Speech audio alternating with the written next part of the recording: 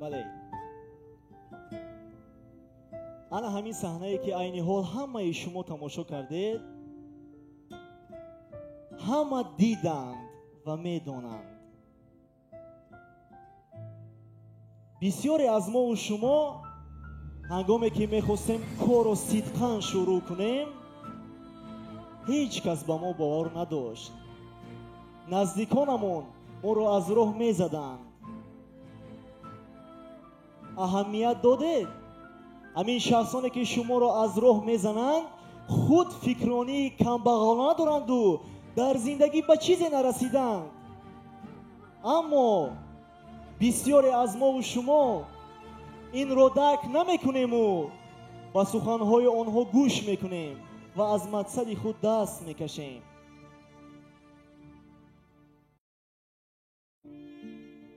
اگر این سخنها رو این دیرکتران زیبای اینجا بوده میشنویدند، امروز شما در این تالار زیبا نبودید و من این سخنها رو به شما گفتن نمیتوانستم.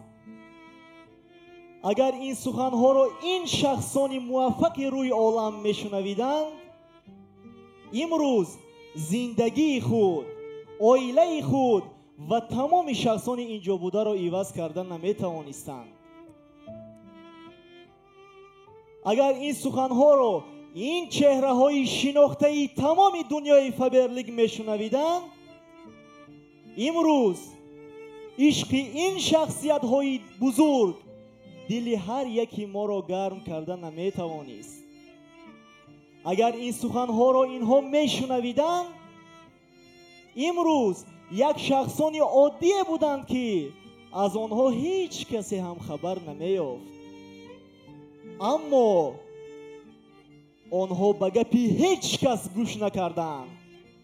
به خود و به مقصد بزرگ خود باور کردند و دائم به پیش حرکت میکردند. هزارها نفر پیشنهادشان را رد کردند، هزارها نفر از پسشان گپ زدند، ولی آنها به سخن نه، به عمل اثبات کردند که آنها بهترین هستند و لایق بهترین هایند. احسنتان میخوانم. رحمت به شما.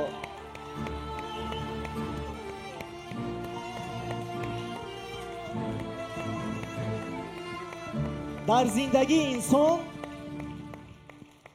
دو روزی از همه مهم است. روزی که او به دنیا آمد و روزی که فهمید برای چی من به دنیا آمدم، مقصد من چیست.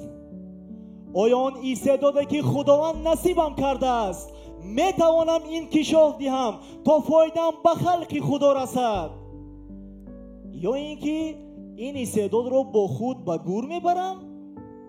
نه، قبرستان پر است از استعدادهایی که انکشاف نیافتند و نهفتند. کاری نکنید که از جمله آنها باشه.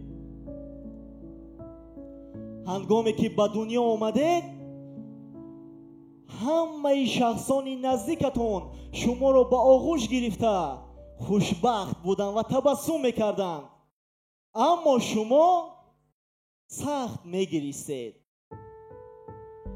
کار کنید، زندگی کنید که هنگامی از دنیا رفتنتون شما خوشبخت و خرسند باشید و شخصانی که شما را از دست دادن سخت بگیرند که چون این شخصیت بزرگ به مثل شما را از دست دادن. عزیزان دیر، در شرکت فبرلیگ شما را به نهایت کاری دشوار و شوق‌آور انتظار است. نباید بیزنستون رو در یک طرف مونید از سببی که بعضی آدمان نمیخواهند با شما همکاری کنند. نباید از مقصدهای بزرگتون دست کشید از سببی که در اول کار موفق شدن نمیتوانید. نباید خود را در رمکه جایگیر کنیم، چون که ما و شما صورت نیستیم که در رمکه باشیم.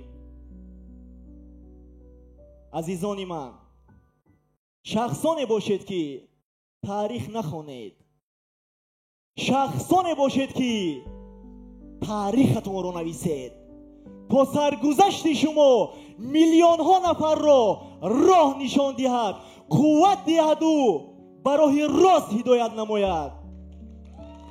ва ман бовар дорам ки шумо метавонед.